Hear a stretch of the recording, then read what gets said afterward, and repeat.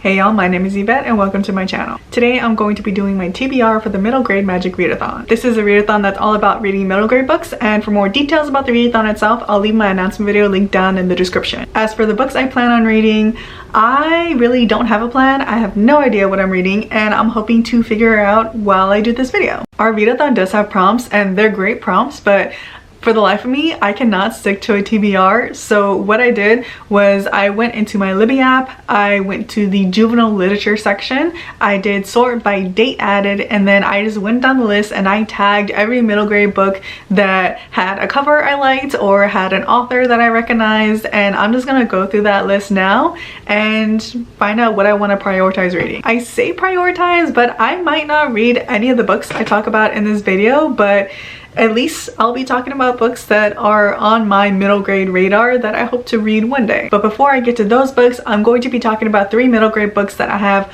already had on hold for a while now, and I've had opportunity to check them out, but for some reason I keep putting off the hold. So if any of these 3 books come in during the readathon, then I'm definitely gonna read these books. The first of those books is The Spirit Glass by Roshani Chokshi. And I know this author because she does the Isreal middle grade books, and I don't know much about this one, but I know it has to do with like spirits, and I think the main character's parents are dead, and I know it focuses more on Filipino mythology while the Isreal focuses on Indian mythology. The third book I have on hold is Alex Wise and the End of the World by Terry J. Benton Walker, and I put this on hold because the cover looks really cool and it's queer and it's post-apocalyptic, and there's some battle between like gods to save the world or something. I don't know, it looks really fun. So those are the books that I put on hold that there's a very high chance of me reading, and now I'm going to go through the books that I tagged on my Libby app, and I was tagging for like less than 10 minutes, but I didn't realize I tagged 42 books, and I am not gonna go through all those books in this video. I'm probably just gonna keep going until I get tired of filming, and then that'll be my TBR. And I also haven't read the description for any of these books, so it's just gonna be a lot of me looking down at my phone. The first book I have tagged is The Portal Keeper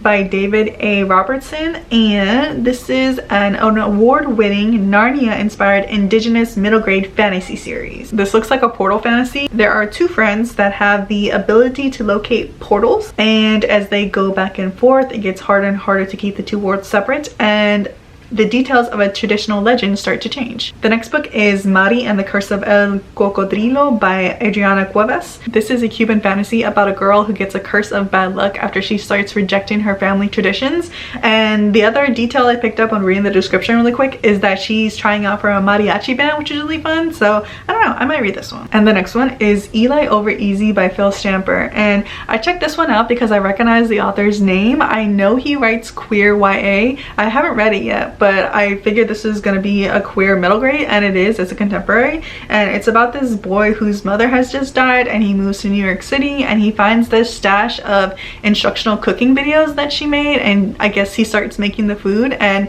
it sounds good but also kind of sad, and I don't know if I'm in the mood to read about that kind of sadness. And then we have Like a Charm by Ellie McNicol, and this is about a neurodivergent teen who has been labeled a troublemaker all his life except for by his grandfather, but then his grandfather dies, and then he figures out that magic is real. Oh, I'm sorry, the main character's pronouns are her, but yeah, this one looks good but also sad. The next one is Omega Morales and the Legend of La Lechuza by Laken Zia Kemp, and this one is a middle grade based in Mexican folklore. In this one, the main character comes from a family of empaths, except for the main character doesn't seem to have power, so she's kind of like an outsider. And then she meets a witch with the power to transform herself into an owl, and Omega's powers start to change. I feel like I've seen this cover around somewhere, but either way, I think this book would fulfill quite a few challenges for the readathon. And then we have The Shape of Time by Ryan Coelho, and this is about a boy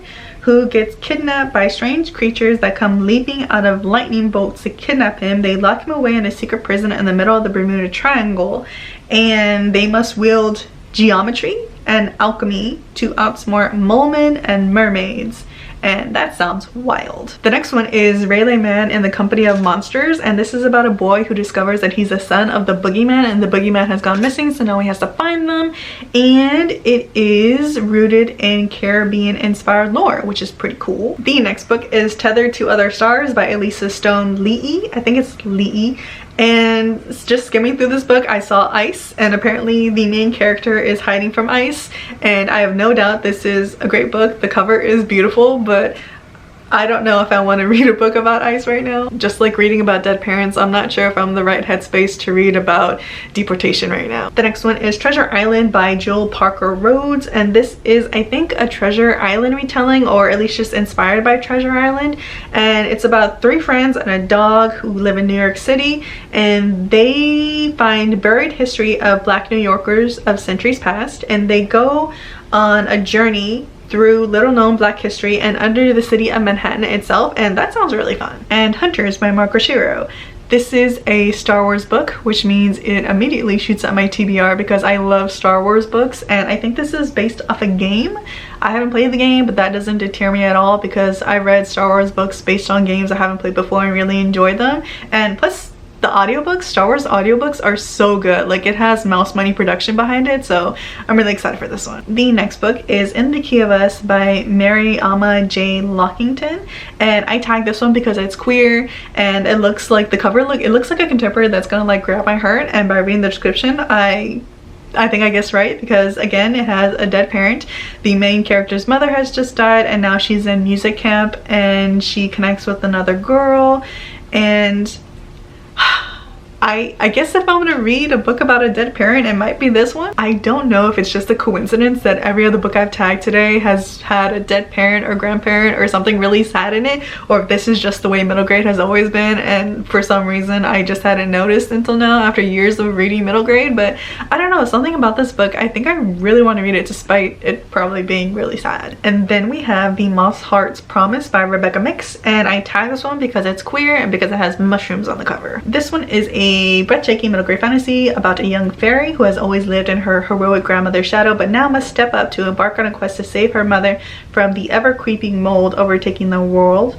And scrolling down a little bit more, the mold has already taken her father, so another dead parent. She also finds out that her entire world is actually trapped inside a giant terrarium, and I think I'm gonna have to let the dead parent thing go because this one looks really good too. The next one is Be Bakshi and the Gingerbread Sisters by Emmy Pinto, and this is about an Indian family. It's inspired by Hansel and Gretel. It is a spooky ghost story, which is great for this readathon because we have a prompt for that.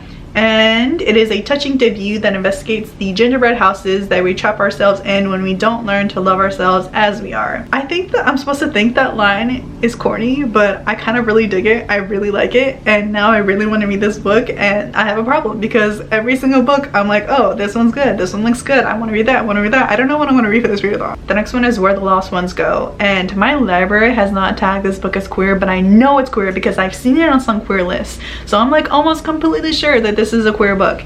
And reading through, this is about a main character who is grieving the death of her paternal grandmother, and it's all about ghosts and spirits, and looks like it would be a very good, very seasonal read. Another book that looks really good that I want to read. And then The Creatures of the In-Between by Cindy Lin, and I tagged this book because it has a pretty cool looking dragon on the cover, and I am not disappointed by the description because it's about a prince who must find a monster companion before his 13th birthday or lose the throne completely, and I'm just a sucker for like animal companions. And then we have Ellie Engel Saves Herself by Leah Johnson, and I tagged this one because I don't read a lot of YA these days, but I will read a Leah Johnson book. Like, I really like her books.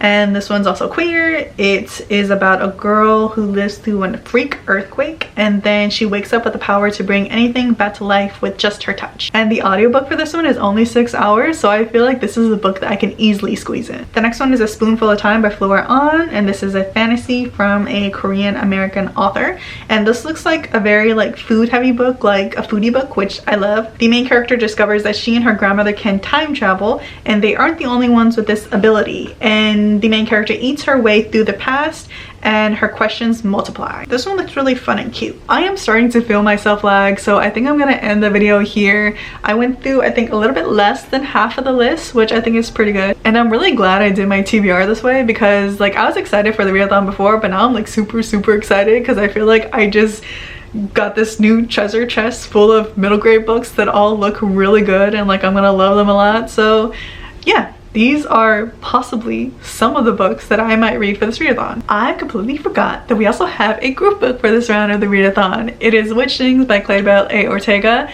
I have already read it and its sequel, and I can confirm that they're both really good books, and I had planned to reread them during this readathon, and that still is the plan. But also I just went through a bunch of new books that I haven't read yet that I'm really excited to get to, so I don't know what I'm gonna do. I'm probably still gonna reread it, but either way, it's a really great book. If you're participating in the middle grade magic readathon, please let me know what you're reading in the comments below, or if you read any of the books I've talked about today, let me know what you thought about them in the comments below as well. I hope y'all enjoyed this video. Thank you for watching, and I'll see you next time.